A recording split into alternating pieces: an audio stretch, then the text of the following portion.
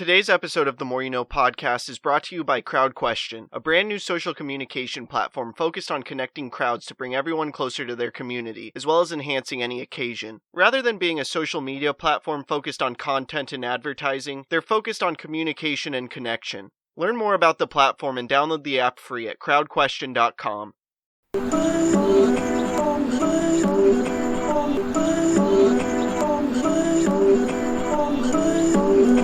I'm just trying to make it all make sense. Today's More You No podcast. Today I want to read a conversation between the Dalai Lama and Howard C. Cutler examining the underlying basis of a relationship, shared in their book The Art of Happiness.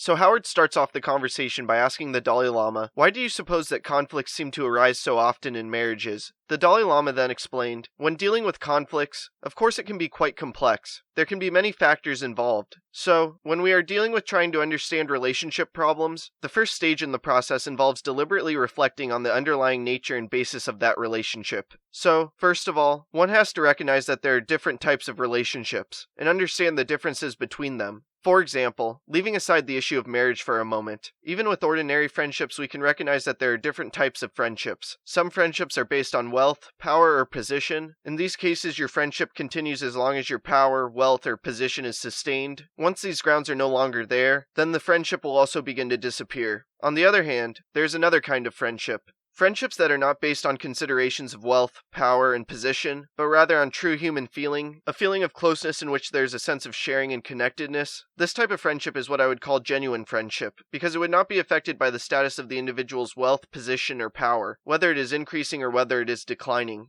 The factor that sustains a genuine friendship is a feeling of affection. If you lack that, then you won't be able to sustain a genuine friendship. Of course, we have mentioned this before, and all this is very obvious, but if you're running into relationship problems, it's often very helpful to simply stand back and reflect on the basis of that relationship. In the same way, if someone is running into problems with his or her spouse, it can be helpful to look at the underlying basis of the relationship. For example, you often find relationships very much based on immediate sexual attraction. When a couple has just met, seen each other on just a few occasions, they may be madly in love and very happy, but any decision about marriage made at that instant would be very shaky. It is also possible for an individual to become in some sense insane by the power of passion or lust. Just as one can become in some sense insane from the power of intense anger or hatred, it is also possible for an individual to become in some sense insane by the power of passion or lust. And sometimes you might even find situations where an individual could feel, "Oh, my boyfriend or girlfriend is not really a good person, not a kind person, but still I feel attracted to him or her." So a relationship that is based on that initial attraction is very unreliable, very unstable, because it is very much based on temporary phenomena. That feeling is very short-lived, so after some time, that will go. So it shouldn't be much of a surprise if that kind of relationship runs into trouble, and a marriage based on that will eventually run into trouble.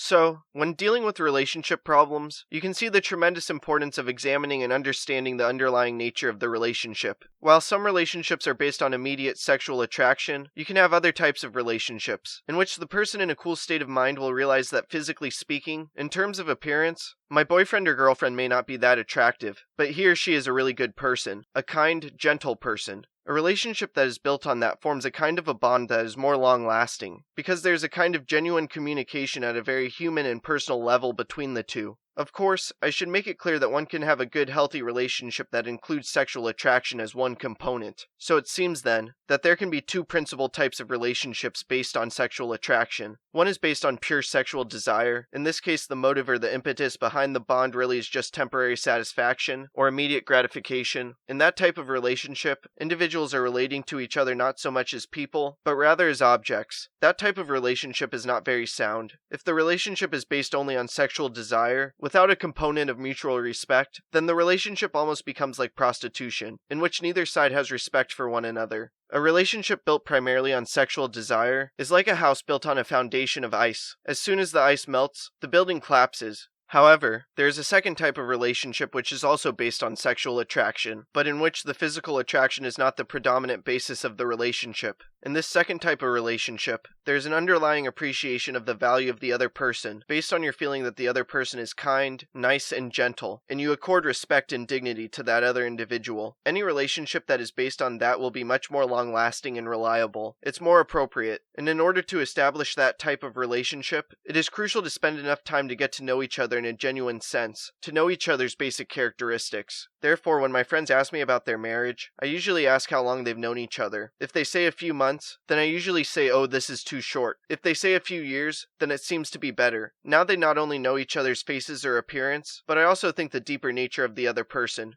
Anyway, I think that if one is seeking to build a truly satisfying relationship, the best way of bringing this about is getting to know the deeper nature of the person and relate to him or her on that level, instead of merely on the basis of superficial characteristics. And in this type of relationship, there's a role for genuine compassion.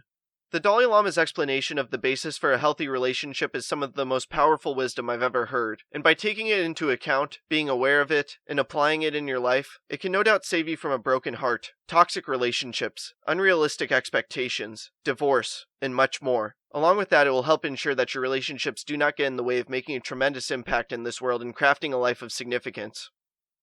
I hope this talk makes a positive impact in your life. Please subscribe to the podcast wherever you are listening or watching it. Check out other episodes. Leave a review. Follow the podcast on social media at More You Know Pod. And sign up for Crowd Question to ask me questions about the episode. Again, thank you for listening as we propel through podcasting with the more you know.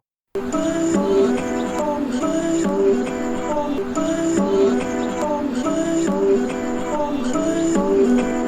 just trying to make it all make sense. The More You No Podcast.